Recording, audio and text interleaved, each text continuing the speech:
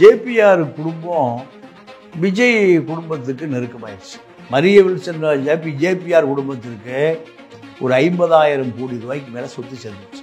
விஜய் கட்சி இந்த அரசியல் தேவைப்படுபவர்களுடைய சங்கமம்.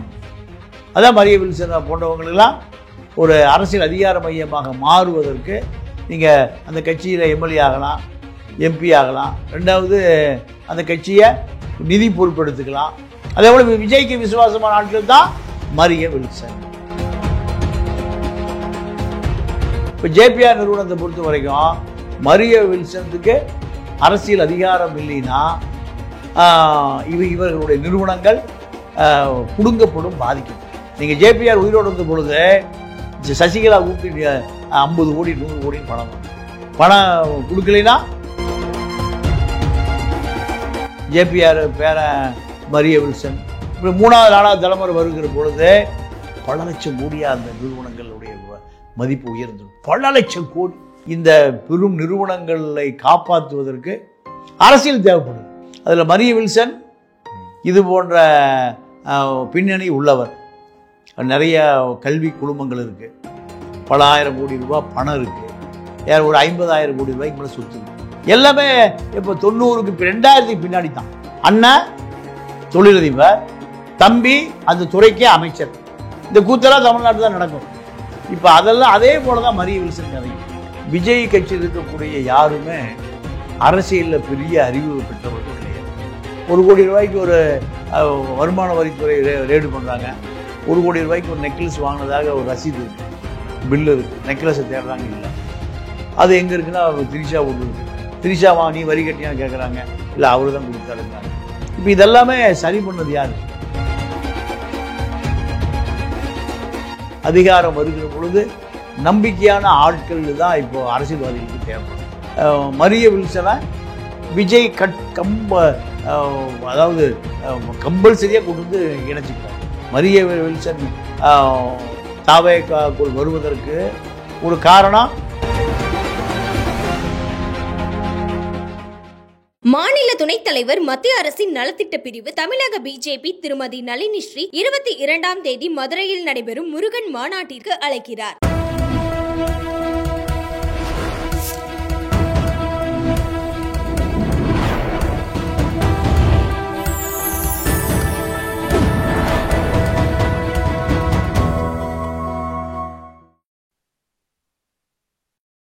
சேனல் 5 தமிழர்களுக்கு வணக்கம். இன்றைய நேர்காணலில் நம்முடைய இணைந்திருப்பவர் பத்திரிகையாளர் திரு தமிழா பாண்டியன் அவர்கள். வணக்கம் சார். வணக்கம் சார். ஜேபிஆர் அவர்களுடைய மருமகன் மரிய வில்சன் அவர்கள் இப்போ தாவேக்காவில் இணைந்தார் அப்படின்னு கேள்விப்பட்டோம்.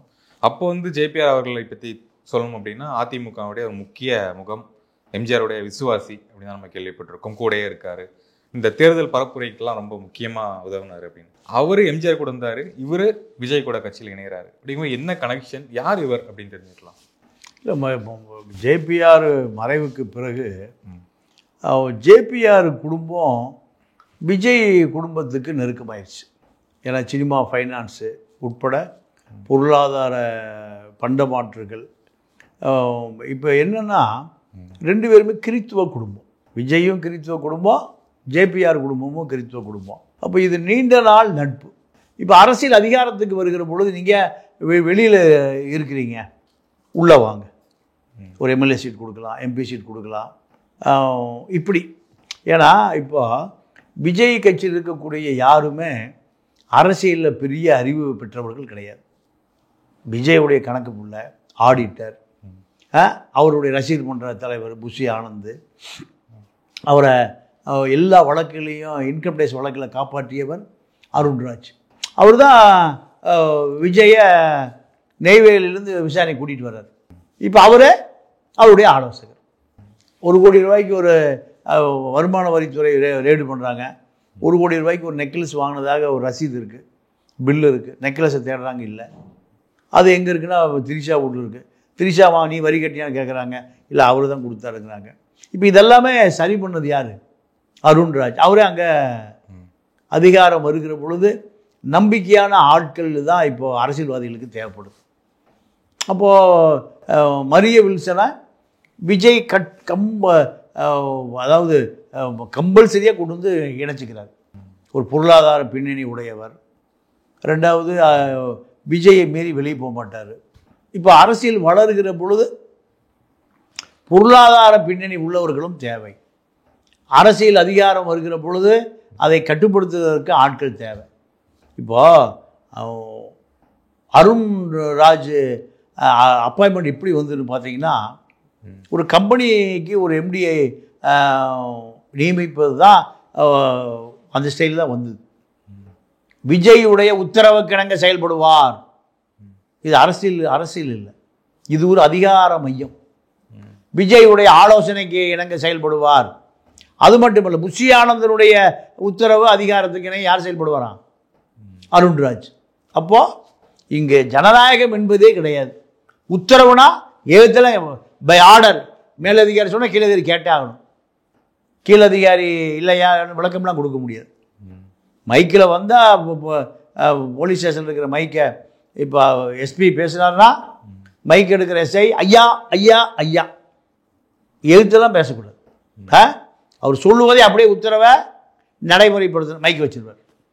இதுதான் ஸ்டைல். இப்போ இதே போல தான் விஜய் கட்சியுடைய அரசியல் நகருது. அதில் மரிய வில்சன் இது போன்ற பின்னணி உள்ளவர். நிறைய கல்வி குழுமங்கள் இருக்குது, பல ஆயிரம் கோடி ரூபாய் பணம் இருக்குது. அதை பாதுகாப்பதற்கு அரசியல் வேணும். கல்வி நிறுவனங்களை பாதுகாப்பதற்கு அரசியல் வேணும். அதே போல் நிறைய ரெசார்ட்டுகள், நிலங்கள், எஸ்டேட்டுகள் இதெல்லாம் பாதுகாப்பதற்கு ஒரு எம்எல்ஏ, ஒரு எம்பி, இப்படி தான் திமுக அண்ணா திமுகவில் காசு கொடுத்து எம்பி சீட்டு எம்எல்ஏ சீட்டு வாங்கிக்கிறாங்க. ஜெகத்ரட்சக எம்பியாக இருக்கிறது எதுக்கு? அந்த நிறுவனங்களுக்கு ஒரு பாதுகாப்பு. பணம் கொடுத்தா வாங்குறாரு. நீங்கள் ஆற்காடு வீராசாமியுடைய மகன் கலாநிதி வீராசாமி, அவருக்கு நிறைய அவங்க அப்பா ஆற்காடு வீராசாமி திமுகலேருந்து பல ஆயிரம் கோடி சேர்த்து வச்சுருக்காரு. அதை பாதுகாப்பதற்கு என்ன தேவை? எம்பி சீட் தேவை. அதே போல் கலாநிதி மாறன், தயாநிதி மாறன் ஒரு 50,000 கோடி ரூபாய்க்கு மேலே சொத்து இருக்குது. எல்லாமே இப்போ 90க்கு 2000 பின்னாடி தான். அப்போ அதை பாதுகாப்பதற்கு மந்திரி பதவி வேணும், எம்பி பதவி வேணும். நீங்கள் அண்ணன் தொலைத்தொடர்புத்துறை தம்பி அமைச்சர், தயாநிதி அமைச்சர், அண்ணன் ஒரு தொலைக்காட்சியினுடைய அதிபர். 2 பேரும் பார்ட்னர் சன் டிவியில் அமைச்சராக அதாவது தொலைத்தொடர்புத்துறை அமைச்சருக்கா ஒரு பங்கு இருக்குது. எதில்? சன் டிவியில், உதயா டிவியில், தெலுங்கு டிவியில், கன்னட டிவியில், மலையாள டிவியில். அண்ணன் தொழிலதிபர், தம்பி அந்த துறைக்கே அமைச்சர். இந்த கூத்தெல்லாம் தமிழ்நாட்டில் தான் நடக்கும். இப்போ அதெல்லாம் அதே போல தான் மரிய வில்சன் கதையும். மரிய வில்சன் ஜேபிஆர் குடும்பத்திற்கு ஒரு 50,000 கோடி ரூபாய்க்கு மேலே சொத்து சேர்ந்துருச்சு. சாதாரண சாராய வியாபாரி ஜேபிஆர். நீங்கள் போய் ஒரு சாதாரண கான்ஸ்டபிளாக இருக்கார் திருநெல்வேலியில், செல்லப்பாண்டியன் சபாநாயகர் காங்கிரஸ் காலத்தில். அங்கேருந்து ஒரு திருட்டு வழக்கு பதிவு எஃப்ஐஆர் போட்டு தப்பி பம்பாய் ஓடுறார். காங்கிரஸ் இருந்த காலம் வரைக்கும் சென்னை பக்கமே வல்லவர். காங்கிரஸ் முடிஞ்சு திமுக ஆட்சிக்கு வருது 67. அப்புறம் தான் ரயில் ஏறி வட சென்னைக்கு வர்றார். வட சென்னையில் ரிக்ஷா ஓட்டுறார். ரிக்ஷா மீதி நேரம் சாராயா வரும். இந்த நபர் நீங்கள் திமுக அதிமுக பிரியுது. எம்ஜிஆர் அதிமுக ஆரம்பிக்கிறார் 72. திமுக ஆட்கள்லாம் எம்ஜிஆர் முன்னாடி வரல, எல்லாம் விசில் அடித்தாங்க. கொஞ்சம் நடிகர், கோமாளி என்ன. அப்போ இது போன்ற நபர்கள் தான் எம்ஜிஆர் முன்னாடி வந்தாங்க. அந்த நன்றி விசுவாசி எம்ஜிஆர் என்ன பண்ணுறாரு? நீங்கள் குடிநீர் வடிகால் வாரிய தலைவராக போடுறாரு. இதுதான் இவருடைய அரசியல் வளர்ச்சி. இப்படி வளர்ச்சி வந்த பிறகு எம்ஜிஆரே என்ன பண்ணுறாரு? தன்னுடைய கட்சிக்காரனுக்கு பூரா கல்வி தந்தையாக்குறாரு. 5 லட்ச ரூபா போனால் அந்த காலத்திலேயே 5 ஏக்கரா நிலம், ஒரு கல்லூரி நடத்துவதற்கான அனுமதி. இப்படி வந்தவங்க தான் ஜேபிஆர், சாராய Udayar, Ramachandra medical college, Jagathrakshakan, VIT Viswanathan. இன்றைக்கி இருக்கக்கூடிய பல கல்வி தந்தைகளெல்லாம் எம்ஜிஆர் போட்ட பிச்சை, எம்ஜிஆரால் உருவாக்கப்பட்டவர்கள். இப்போ அதே போல தான் இப்போ ஜேபிஆர் நிறுவனங்களும். இப்போ ஜேபிஆர் நிறுவனத்தை பொறுத்த வரைக்கும் மரிய வில்சனுக்கு அரசியல் அதிகாரம் இல்லைன்னா இவர்களுடைய நிறுவனங்கள் புடுங்கப்படும், பாதிக்கப்படும். இந்த ஒரு காரணத்துக்கு வேற என்ன, நீங்கள் ஜேபிஆர் உயிரோடு வந்த பொழுது சசிகலா கூப்பிட்டு 50 கோடி 100 கோடின்னு பணம் வாங்கும். பணம் கொடுக்கலைன்னா அந்த நிறுவனம் முடக்கப்படும். அரசியல் அதிகாரம் இருந்தால் காவல்துறை வந்துடுவான், ரெவன்யூ வந்துடுவான், எல்லாம் வந்துடுவான். இப்போ நீங்கள் அதே ஏசி சண்முகம் நிறுவனங்கள் பூராமே எம்ஜிஆர் காலத்தில் உருவானதான். நீங்கள் இந்த இவர்கள் இப்போ ஏசி சண்முகத்துடைய பையன் அருண்குமார் பார்த்தீங்கன்னா பொம்மை மாதிரி உட்காந்துருப்பார். கோட்டு சூட்டு டையெல்லாம் கட்டிட்டு பொம்மை மாதிரி உட்காந்துருப்பார். ஏசி சண்முகத்துக்கு பிறகு அந்த நிறுவனங்களெல்லாம் யாராவது ஒரே நாள் எழுதி வாங்கிட்டு போயிடுவான். ஜேபிஆர் நிறுவனம், இப்படி பல நிறுவனங்கள் இருக்குது. பல ஆயிரம் கோடி பொறுமானமால இந்த நிறுவனங்கள் பூரா. இப்போ அடுத்து உடையார் ராமசாமி உடையார், வெங்கட்டு பையன் 3வது தலைமுறை வருகிற பொழுது அதே போல் ஏசி சண்முகம் பையன் அருண்குமார், ஜேபிஆர் பேரன் மரிய வில்சன், இப்படி 3வது 4வது தலைமுறை வருகிற பொழுது பல லட்சம் கோடியாக அந்த நிறுவனங்களுடைய மதிப்பு உயர்ந்துடும். பல லட்சம் கோடி. ஆனால் இவர்களுக்கு வீட்டு சமயக்காரன், கார் டிரைவர், தோட்டக்காரன், அந்த கல்வி நிறுவனத்தில் இருக்கிற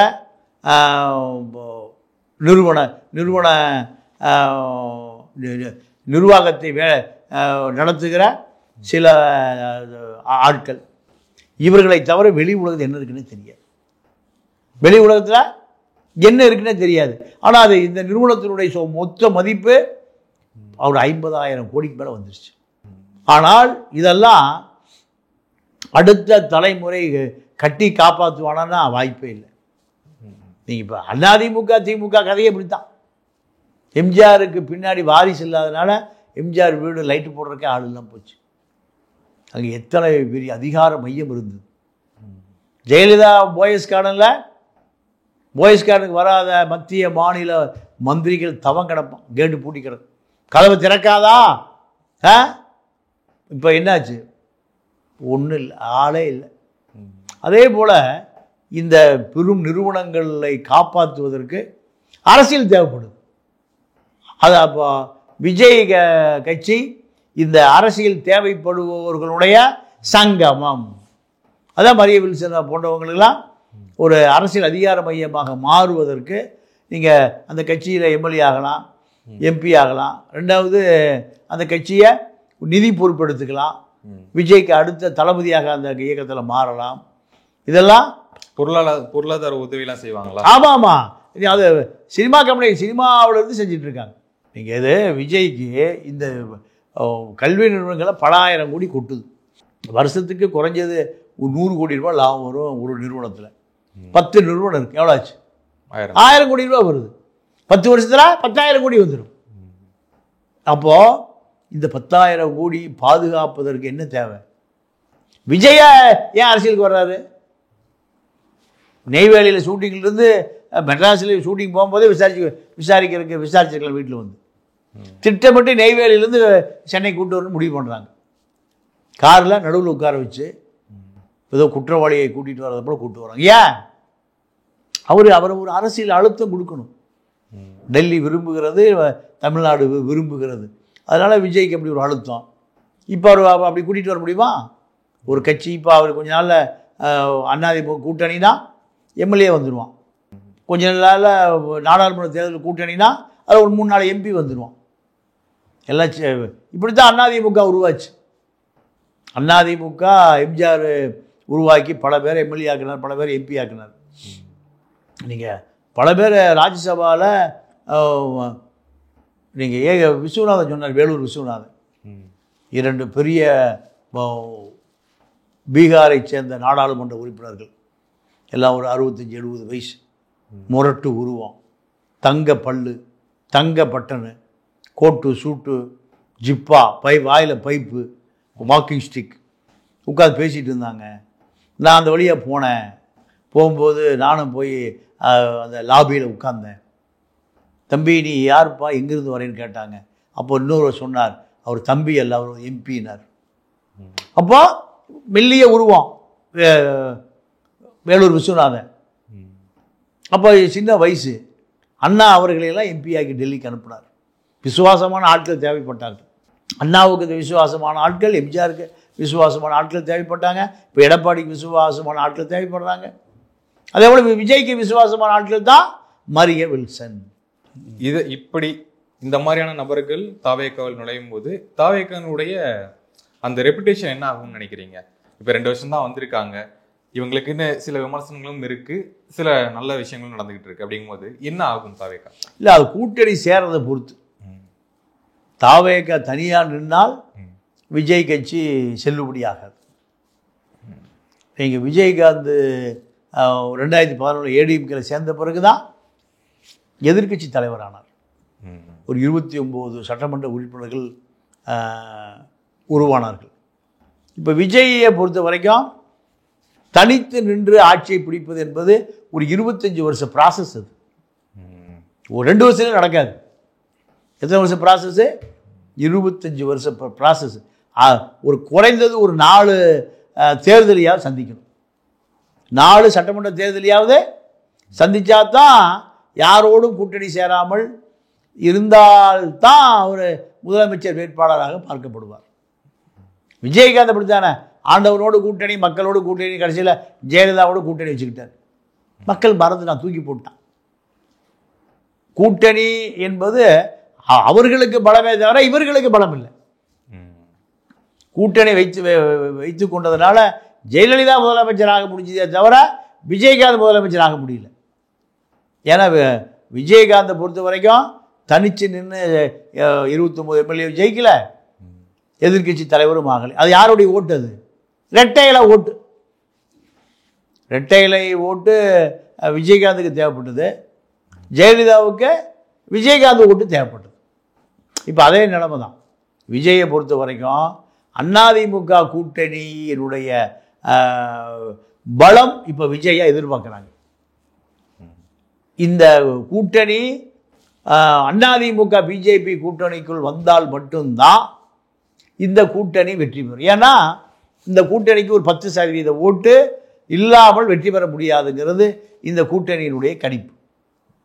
அப்போ விஜய் இந்த கூட்டணியில் இணைந்தால் மட்டும்தான் இந்த கூட்டணி வெற்றி பெறும். மரிய வில்சன் எம்எல்ஏ ஆக முடியும், எம்பி ஆக முடியும்.